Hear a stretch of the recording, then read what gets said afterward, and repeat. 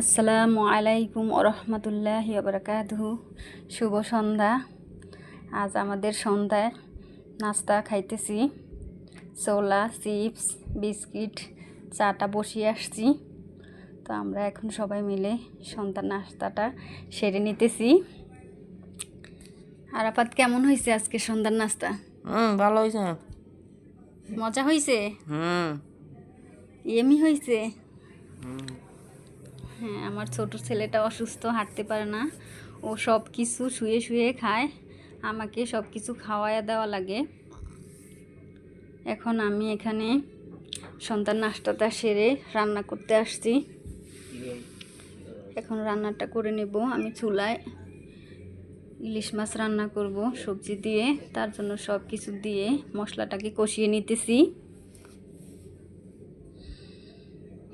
এখন একটু নাড়াচাড়া করে দিতেছি।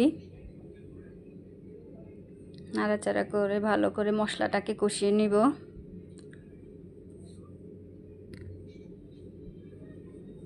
মশলাটাকে ভালো করে কষিয়ে নিলে তরকারিটা ভালো হয়।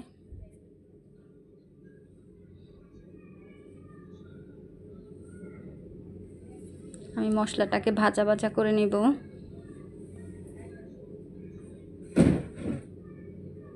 ভালো করে নেড়ে চেড়ে দিলাম।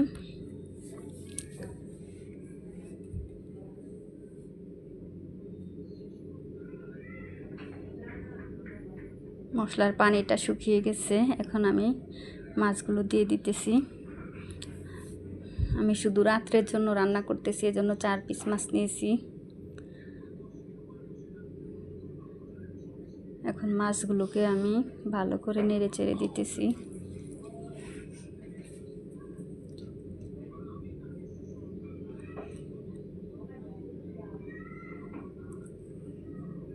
ভালো করে নেড়ে চেড়ে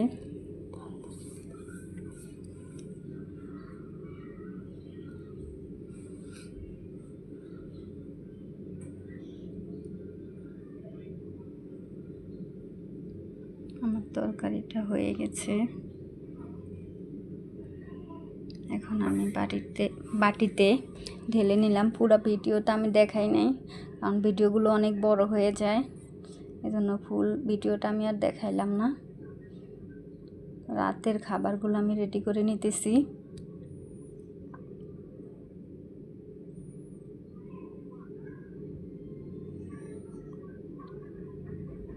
এখন আমি একটু চুলাগুলো মুছে নেব। পরিষ্কার পরিচ্ছন্ন হলো মানে রঙ্গ। পরিষ্কার পরিচ্ছন্ন থাকলে নিজের কাছেও ভালো লাগে, দেখতেও ভালো লাগে। আমি সব সময় রান্নার পরেই চুলাগুলো মুছে নেই, তাহলে আর চুলাগুলো দাগ পড়ে যায় না, সুন্দর থাকে।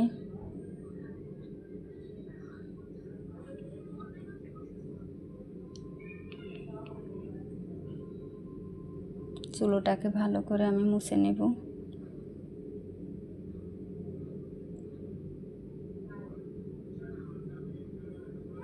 এখন আমি উপরের বেসিনটাকেও একটু মুছে দিতেছি।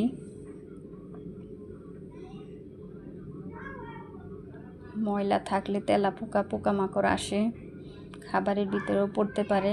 এজন্য আমি সবসময় একটু পরিষ্কার পরিচ্ছন্ন করে রাখার চেষ্টা করি। আল্লাহর রহমতে আমার রান্নাঘরে কোনো পোকামাকড় থাকে না।